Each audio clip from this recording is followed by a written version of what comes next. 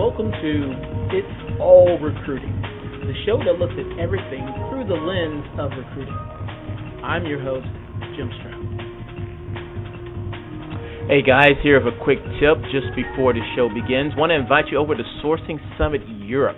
That's the event that is bringing together the sharpest minds, the sharpest sourcing minds in Europe, and indeed all around the world. You'll see me there. I'll be speaking on a couple of things, but also other great leaders in sourcing. Please do check it out. The address is SOSU Europe. There's also a link to it in the podcast description. I hope to see you there. It's going to be good times, good learning, and I guess I should tell you when it is. It is September 23rd and September 24th in Amsterdam. So be there or be square. Ladies and gentlemen, boys and girls, children of all ages, welcome to another exciting, action-packed episode of It's All Recruiting. I'm your host with the most, Jim Stroud, and with me a very special guest. But we'll introduce him in just a moment. If you heard me speak at HCI or at Sourcing Summit Asia or any number of places in the past year or so, you heard me discuss the future of sourcing. And one of the things that I discussed about ad nauseum is this trend I see of a certain type of app that allows job seekers to apply for work anonymously. And my favorite app of the ones that I've mentioned was an app that used to be called Poachable, but it's now called Anthology. And I was very fortunate to connect with the founder, and I said, hey, would you please do a podcast with me because I'm so excited about your product. And he was gracious enough to do so. So with all that being said, kind sir, would you mind introducing yourself?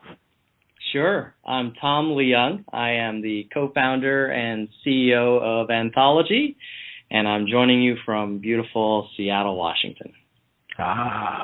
Very nice, very nice.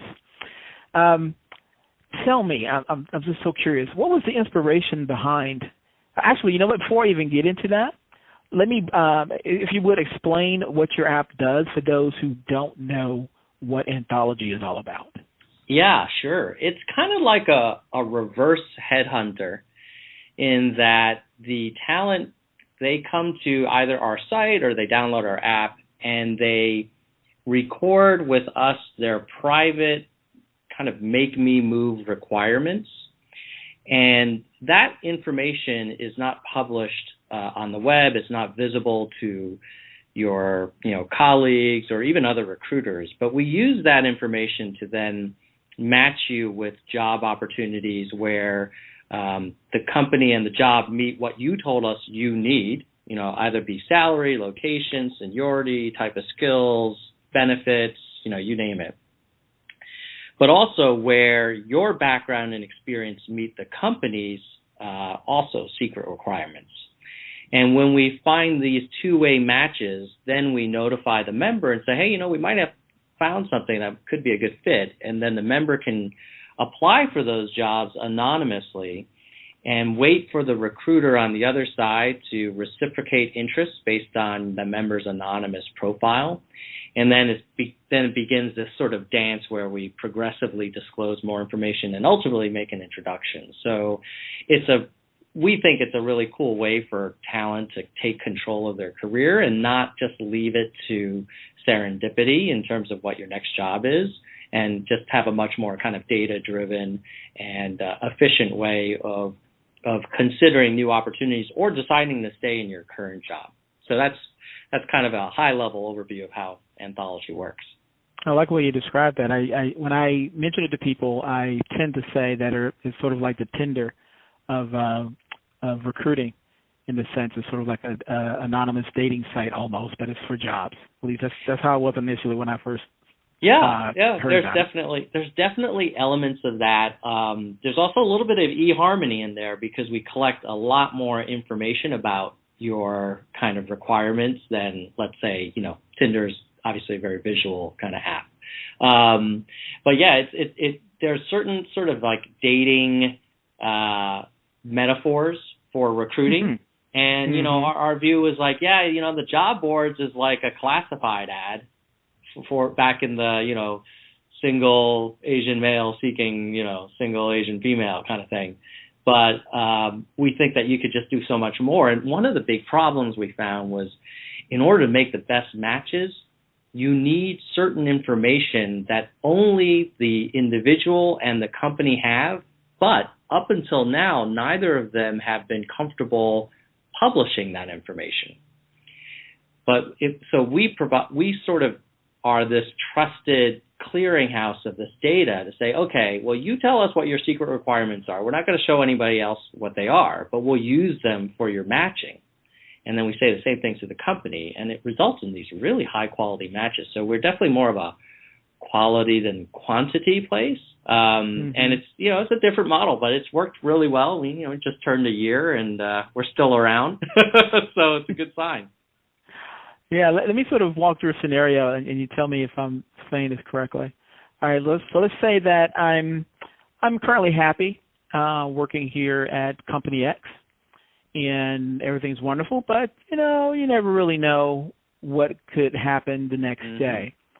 So I download your app, and I put in some information, and I say, you know what, although I'm happy where I am, if someone offered me $1.5 million to jump ship, that would be enough for me to consider going over there. And if they also had, 2 years of vacation time and some other perks along that lines, I could put that in my little wish list along with the skills that I offer. And then if another company, say Company Z, comes across my profile and say, hey, we could pay somebody with this skill set $1.5 million and give them 2 years vacation time. So that being the case, we'll go ahead and contact this anonymous person because we may want to know more about what they can offer us because we already know at the very least that we are able to offer the $1.5 million salary and 2 years vacation. Is that correct? That's pretty close, Jim. Okay. Slightly, the sequencing for us is a little different where, let's say you sign up, you say, I need $1.5 million, 2 years vacation. What will happen then is we'll store that, and then a month later, a week later, or maybe a month ago, a company would have added a job, and they would have said, hey, we need a data scientist with a PhD in econometrics. We are happy to pay up to $2 million and offer, 2 years of vacation. If they said that to us, then we actually don't go to the company first. We go to the member first. We say, okay, hey, Jim, when you signed up for Anthology, you told us these were your requirements. Guess what? We might have found something that meets your requirements and where your background meets what the company needed. Do you want us to see if the company is interested in learning more about you? And then at that point, you can say, no, I don't like that company. And then the process ends. Or you can say, oh, yeah, I'd be open to learning more about them. And then if you say, yeah, I want to maybe this opportunity, if that's the term we use, then we go to the company and we say, hey, we have someone that, has the PhD in econometrics and we don't tell them what your salary requirements were, but we say it's inside of your budget that you gave us.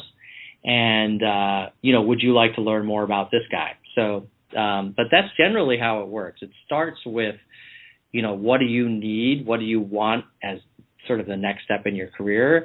And it's a little different in that you may not hear from us for weeks or maybe months, depending on how aggressive your requirements are, or ever. Like there are some people who've signed up and they say, I need to be a CEO and $500K minimum, but they just graduated from college like a year ago.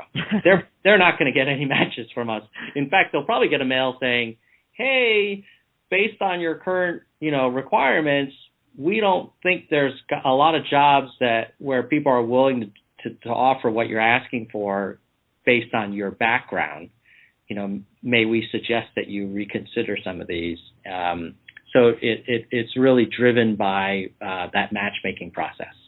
Oh, wow. So it sort of gives the candidate a reality check in that regard as well. Yeah. We even have this report. I guess this is a legacy name. It's called the Poachability Score. And we look at all of your background and information, and we kind of rank you and score you across a number of criteria like work experience, seniority, demand for the job, location, all this kind of thing, and gives you a sense of kind of how you stack up to the talent competition out there.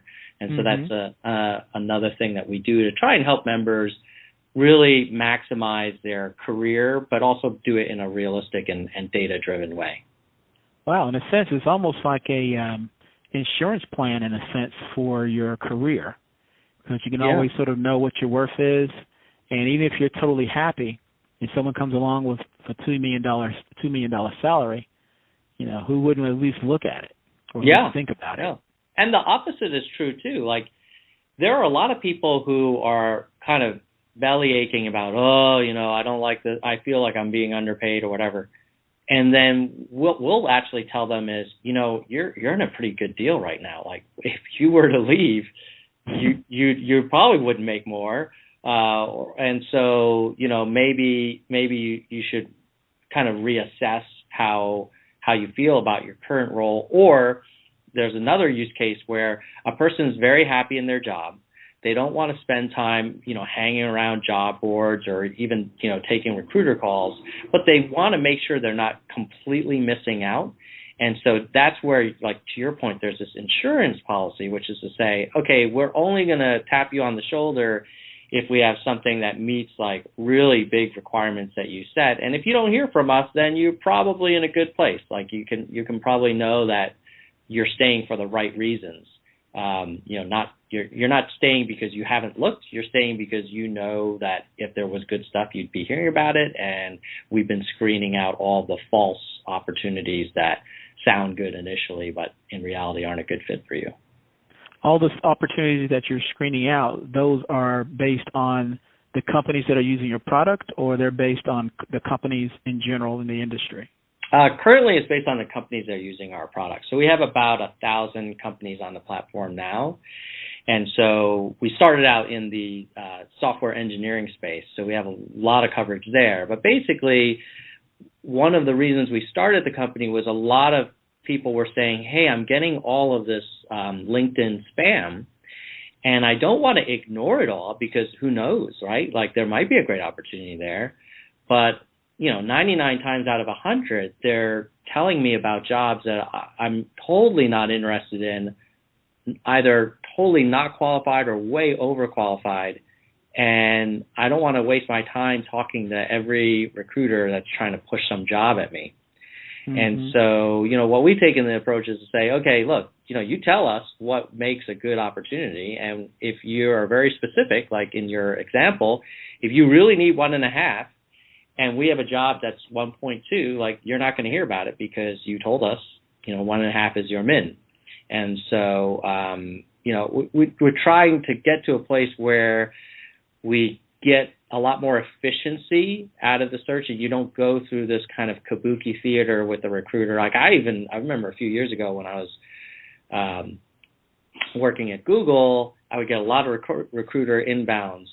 And I would sometimes take those calls, and it will only be like the second or third call where I would realize, like, this is just totally not going to be interesting to me, and I just wasted all this time. But you don't want to be that jerk that's like, hey, the first words out of your mouth is, I need to make at least X. Like, so what we tried to do is say, like, well, you can say that, and because it's not going to be this awkward conversation. It's just going to be generally an algorithm and our curation team that kind of screens out those poor fits for you. I imagine that's very cool, by the way. But I imagine that the people who use your product, those would be people who are constantly hounded by recruiters, I'd imagine. Mm-hmm. So they're executives, they're people in the technical space. And I imagine that they're also millennials. Now, a question, actually, someone brought this question up to me just last week when I was speaking at a conference in California. And they asked me, and I said, I don't know. So hopefully you can answer this question for me. The people who use your product, do they tend to be millennials who are used to working with apps, or with baby boomers? Do any baby boomers are in your platform? Like, yeah. It's so on Anthology, I would say probably half would be considered millennials. but there's a lot of Gen Xers on there as well. And the interesting thing about that is they are joining us for different reasons. So the millennials typically are joining us because they just have a different worldview about how long they plan on staying with any given company. And their worldview is they're really assembling a series of really interesting, meaningful, kind of potentially life-changing experiences. And whether that's 6 months or 6 years at a company isn't as crucial to them, right? And they just want to always be learning and trying new things. And so Anthology is like a great match for them. On the other hand, we've got some more sort of senior people on the platform, and they join us for a different reason. And they primarily join us because of the anonymity. And so if you're, we have like VPs at publicly traded companies on the platform now, and if you're in their situation, like they can't even update their LinkedIn profile without, the CEO getting an email. Or affecting the stock price, I'd imagine. Right, exactly. But they also don't want to just wait for like one or two kind of random recruiters to hopefully be working with the right client who's looking for the right person to just pick up the phone and call them at that right moment. And so I think our software-driven approach, which is to say, okay, in the old world where you have these specific recruiting agencies that each have a handful of customer or company relationships, like that's not super efficient for the talent, because the talent really wants to look across all of the opportunities, or as many as they can. And so these Gen Xers, I think, are using us primarily because it's a way for them to kind of keep their toe in the water and see what's out there without sounding off any alarm bells. But to answer your original question, we certainly see a ton of millennials. We even have like people in college signing up for accounts now, because they're just taking I think they're taking a very proactive approach to say, hey, I don't want to just wait for the campus recruiting program to have that handful of companies that decides to come to campus, to choose from. They just expect unlimited choices. They've grown up on Netflix and Uber and, Pandora, and they just believe like, okay, well, I should be able to consider everything out there and make the best choice for me. Interesting. What was from working in HR, I understand the need and the value of a tool like yours. One of the things that I mentioned in some recent presentations was how retention is such a huge issue for HR companies like all over the world, and that there's a skill shortage, and that I think 7 out of 10 workers are actively looking or can be approached. So I can see how a tool like yours would just blow up. I'm curious, though, what was the inspiration behind Anthology? I mean, what was the first clue you had that this is something that I think we should build? Yeah, it's a funny story in that we're one of those startups that began as a very different company several years ago. Now it's almost 4 years ago. And we started out building a consumer product that was to help you make, of all things, better shopping decisions. And that sort of idea reached its sort of ceiling, and we ran out of money. And we had raised about $1.5 million in angel investment, and sort of reached a point where we were running out of money and we weren't making any revenue, and our growth wasn't enough to kind of get more venture capitalists kind of interested in us. So we were about ready to sell the company to another tech startup that was interested in our technology and team.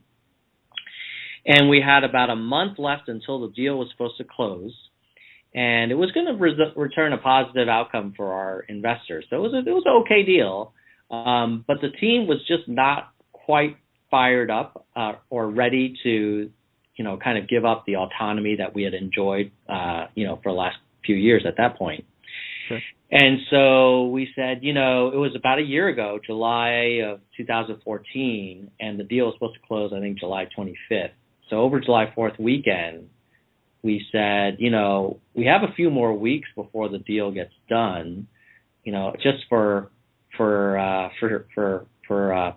giggles, what would we, if we started a brand new company today, what would we build?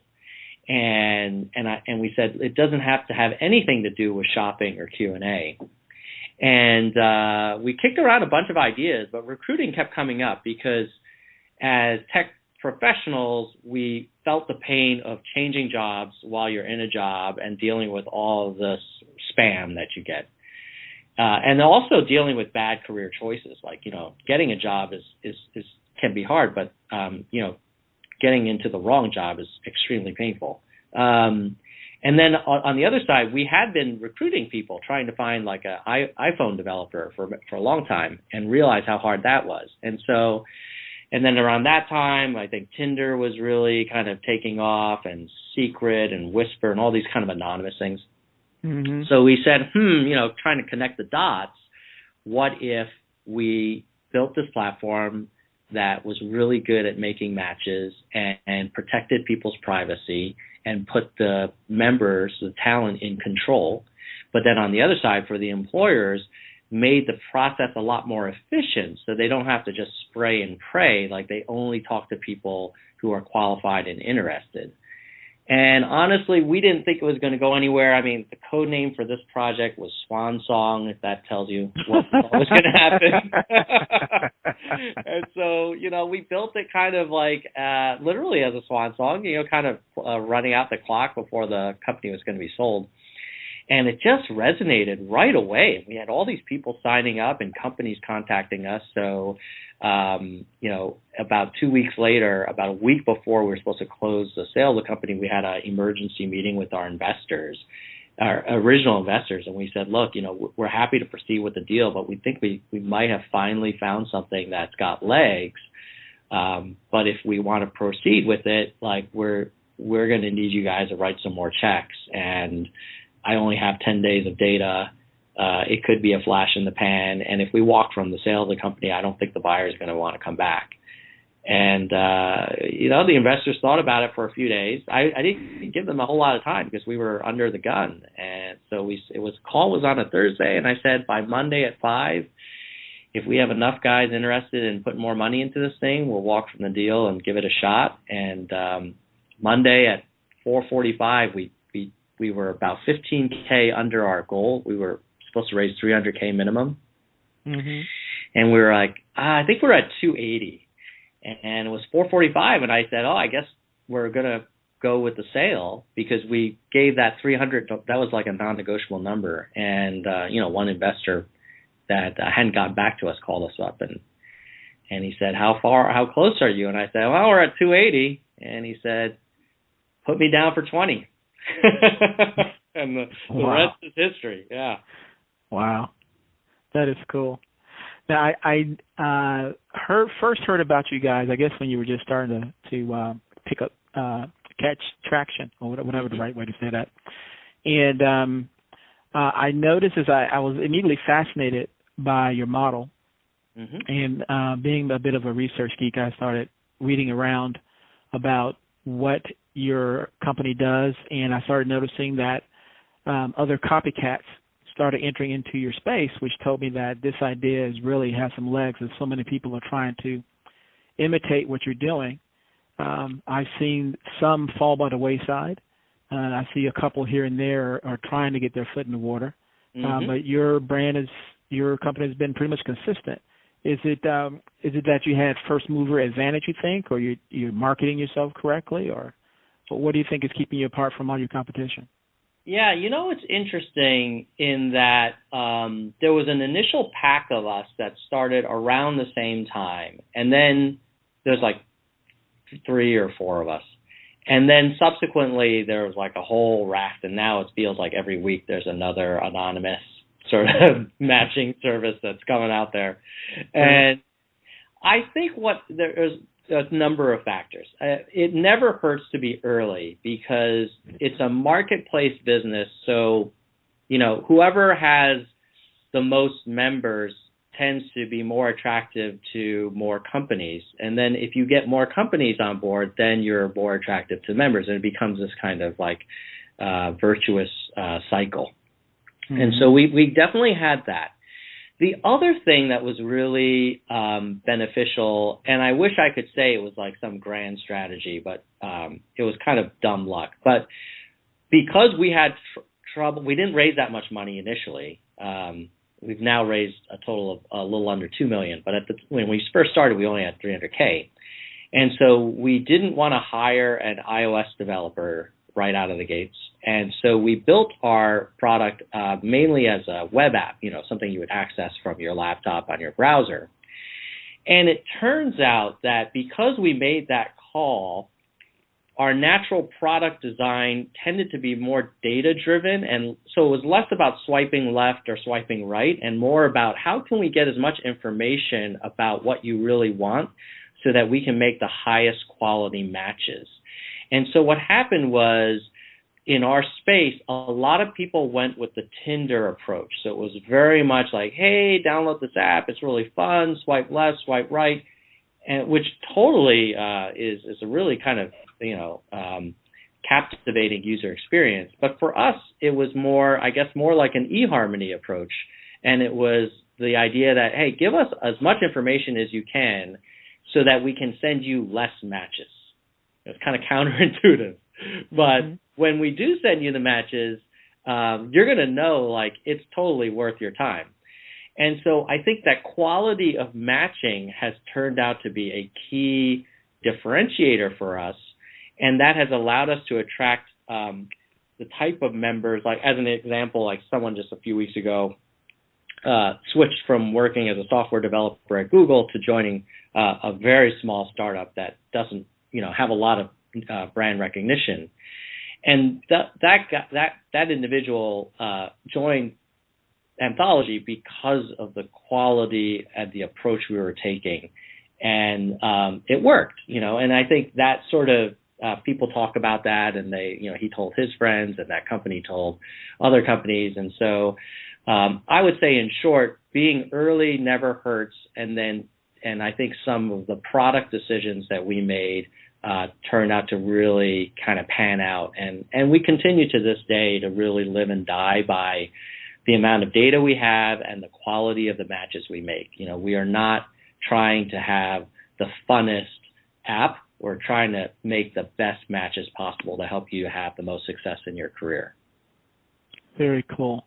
Now, I imagine with all the data you're collecting, you probably have some interesting insights that you no doubt have noticed. Can you share a couple of those or some of them? Yeah, of course. Well, there's one that we do. It's a monthly study of so when you sign up, we ask you, like, where would you like to work? It's kind of like a white list of companies that you really admire. We're also working on the opposite, which will be also interesting data, like where people don't want to work. But, in terms of where people want to work, like one company that has never not been number one is Google, which is kind of amazing, given that it's not like some fresh new company. I mean, they've been around for a while now. Others down the list are Apple, Amazon, Microsoft, Facebook, Twitter. Tesla is now in the top 10, and then Netflix is number 8, although I think they're going to move up given all the stuff they're doing around paternity leave. 1 year vacation time. Yeah. Sounds like your 1.5 million example may not be that far off. So that's sort of like where people really want to work. And that's interesting data because the way we collect it isn't sort of like, oh, what companies do you admire? But it's like, what companies would you consider working? The other thing that we collect is what values are important to you. So, what in your next company, like what are the most important things that are going to be important to that company? And what's interesting is we thought things like being data-driven, challenging environment, opportunities for growth would be in the top 5. They were certainly, looks like in the top 10. But the number 1 was innovation, number 2 was collaboration, and number 3 was integrity. I thought integrity was kind of interesting because, in a way, I think it speaks to what people think of their current company. If they're saying, "Hey, I need a place that has integrity," it's kind of it's perhaps a sad statement. And then number 4 and 5 were work-life balance and transparency. And I kind of feel like transparency and integrity are related. So that's kind of cool. It kind of gives you a sense of what people really care about. And then the last thing I can share with you is we did a study of we know what people currently earn and what their minimum sort of salary is to consider a new opportunity. Mm-hmm. And what was most interesting to us is after you reach a certain point, it looks like for our data around 150K. Once you're over 150, most people are willing to make less than that. They're willing to take a pay cut for the right opportunity. And even people who make less than 150, about half of them are willing to consider a pay cut or to just stay even. The common perception has always been, oh, well, if I'm going to change jobs, I need a 10 to 15% bump. But it turns out that if you can give them the right opportunity, the right sort of values, the right hiring manager, the right project, the right sort of type of service that the company's offering, the salary is important. It's never ignored, but it's not the first thing on everyone's mind. It's more of like a prerequisite, but it's not the driver of how people think about what opportunity to take. That's curious, because I'm wondering if it's a situation where people are being very forward-thinking, and they'll say, I'll take this lateral move or maybe take a slight cut because once I take this opportunity and work on certain projects, my knowledge will grow and I'll have a stronger expertise, which I can then leverage into a much higher job on down the road. So I'm wondering if that's it. That might be. The other thing that it could also be is we find that people who are earlier in their career will almost always require a pay increase. They say, hey, don't show me anything if I'm going to make the same amount of money. And then as they get more experience, that requirement softens up materially until it gets to a point where it's not even a requirement. And I have a hypothesis, which is, when I know for me, when I was early in my career, when I was just right out of college, the first thing I thought about was, okay, well, what's the base salary? Now that I've sort of, worked at a lot of different places, the first thing I think about is like, do I believe in what this company's doing? Do I think that they're doing something that I feel passionate about? And then the second thing I think about is, who am I going to be working for? Am I going to be able to learn from this guy or gal, and is he or she going to help me grow in my career? And then, maybe the third thing is probably around like, what's the vibe like in the office? What's the sort of culture like? And, salary is more of a, well, yeah, can I make my mortgage and car payments and pay for the kids' school? But beyond that, like, I would rather work at a place that I really believe in with a great manager, a great team, a great vibe that's doing really cool stuff at, half the salary of a place that is, I don't have a lot of faith in, or I feel like the culture isn't a good match for me and I don't really respect my manager. Almost doesn't matter how much you pay me. Sure. I won't be there, and I think so. I think part of it is also, to your point, it could be people taking the long view, saying, hey, let me get into the right place, and then if I perform, the rest will follow.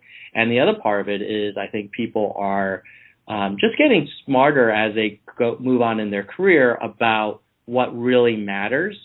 And, after you've had one or two bad jobs, then you really know what's important.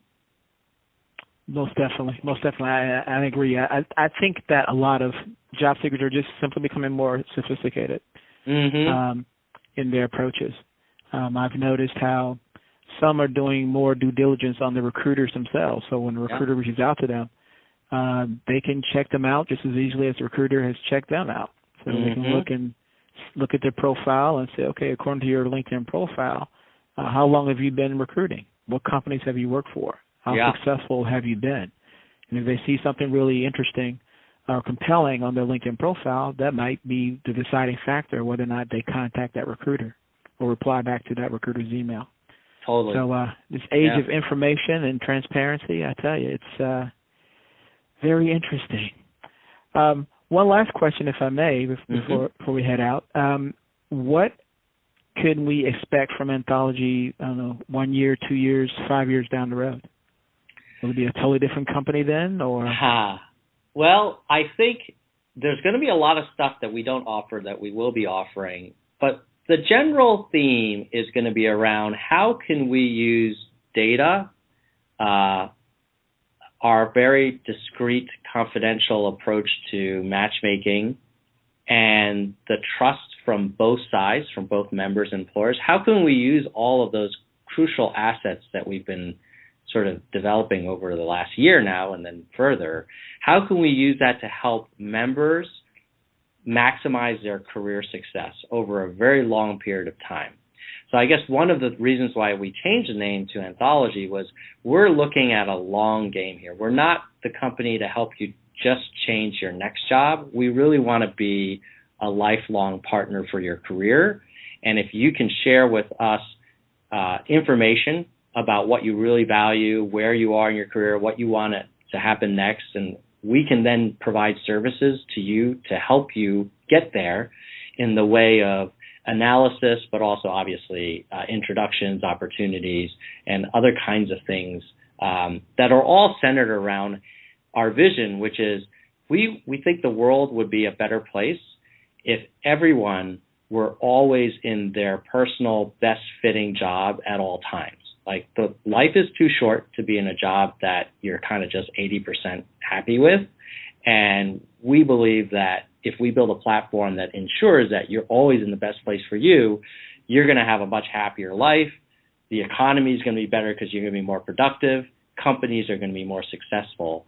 So we're going to be building a ton of technology in the next 5-10 years that are all centered around that core vision.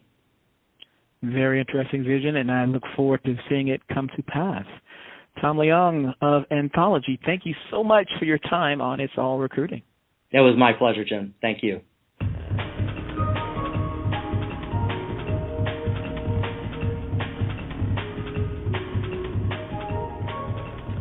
Thank you so much for listening. If you were not there, then I would be here talking to myself, so thank you for that.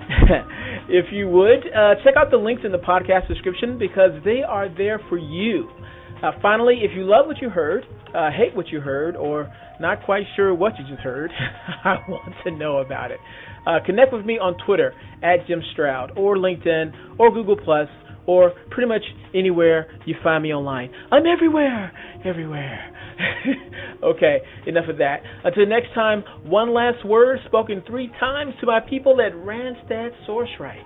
Love, love, love.